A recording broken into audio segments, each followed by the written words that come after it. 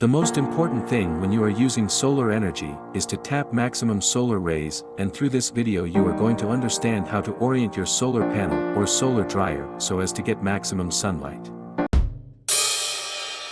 Tilt is inclination with respect to horizontal axis, and it depends on geographical location.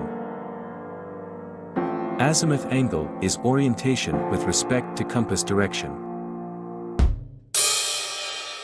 As a rule of thumb, we must tilt the solar panel as per latitude of the location. Refer GPS for its value. Another rule of thumb is to orient the solar panel in north or south direction as per southern and northern hemisphere. Tilt and azimuth angles can greatly impact the efficiency and productivity.